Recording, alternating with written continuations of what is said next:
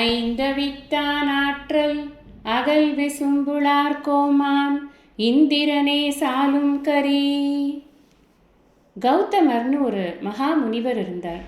அவருடைய மனைவி அகலிகை. கௌதமர் அகலிகை 2 பேருமே காட்டில் தவம் செய்து கொண்டு தங்களுடைய வாழ்க்கையை கழித்து கொண்டு வந்தார்கள். அகலிகை ரொம்ப ரொம்ப அழகாக இருப்பாங்க. இந்திரனுக்கு ஒரு நாள் அகலிகையை போய் பார்க்கணும் அப்படின்னு ஆசை ஏற்பட்டது. அவர் நேர இந்திரனாக வராமல் ஒரு கோழியினுடைய உருவத்தை எடுத்துக்கொண்டு நடு ராத்திரியில் கோழி கூவுறது அப்படின்னு ஒரு செயலை செய்தார். அந்த கோழி கூவுற சத்தம் கேட்ட உடனே அவங்க பொழுது விடிஞ்சு போயிடுத்து போல இருக்கு அப்படின்னு எழுந்துட்டாங்க. கௌதமர் எழுந்து தன்னுடைய அனுஷ்டானங்களை எல்லாம் பண்ணணும், பொழுது விடிஞ்சாச்சு அப்படிங்கிறதுனால அவர் நதிக்கரைக்கு போயிட்டார். உடனே இதான் சமயம் அப்படின்னு இந்த இந்திரன் என்ன பண்ணார், வீட்டில் அகலிகை தனியாக தானே இருப்பாங்க அப்படின்னு சொல்லிட்டு கௌதமருடைய உருவத்தை எடுத்துக்கொண்டு அகலிகையை அவர் பார்க்கிறார். இப்படி அவர் அவங்கள ஏமாத்திடுறார். இதை கௌதமர் திரும்பவும் நதிக்கரையிலிருந்து வந்த உடனே பார்க்குறார். பார்த்த உடனே ரொம்ப கோபம் வருது அவருக்கு. இவங்க 2 பேருமே தண்டனைக்குரியவர்கள் தான். இவளுக்கு நம்மளை அடையாளமே தெரியலை, அது எப்படி அடையாளம் தெரியாமல் போகும் அப்படின்னு அவருக்கு ஒரு கோபம்.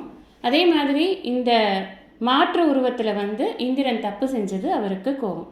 அதனால் இந்திரனுக்கு பயம் ஏற்பட்டு அவன் ஒரு பூனை உருவத்தை எடுத்துக்கொண்டு அவர்கிட்டேருந்து தப்பிக்கிறதுக்காக ஒரே ஓட்டமாக ஓடுறான். இவர் கௌதமர் விடலை.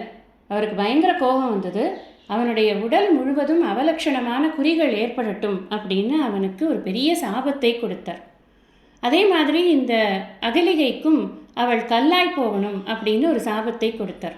பிற்காலத்தில் ராமபிரான் அந்த கல்லின் மீது அவருடைய பாதம் படும் பொழுது அவள் மறுபடியும் பெண்ணானாள் அப்படிங்கிறத நாம் ராமாயணத்தில் பார்க்குறோம்.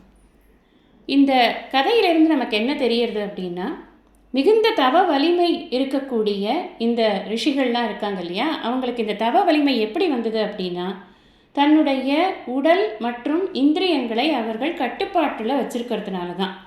மெய், வாய், கண், மூக்கு, செவி இது எல்லாத்தையும் அவர்கள் கட்டுப்படுத்தி வைத்திருக்கிறதுனால அவர்களுக்கு நல்ல தவ வலிமை ஏற்படுகிறது. அந்த வலிமை இருக்கே, அந்த ஆற்றல் இருக்கே, அது இந்திரனுடைய ஆற்றலை காட்டிலும் அதிகமானது. ஒரு பெரிய வான தேவர்களுக்கெல்லாம் ராஜாவாக இருக்கக்கூடிய இந்திரனுக்கு கூட அந்த ஆற்றல் இருக்காது, இவருடைய ஆற்றல் தான் அதிகம் அப்படின்னு வள்ளுவரே இந்த குறளில் இதே எக்ஸாம்பிளை காமிச்சு நமக்கு சொல்கிறார்.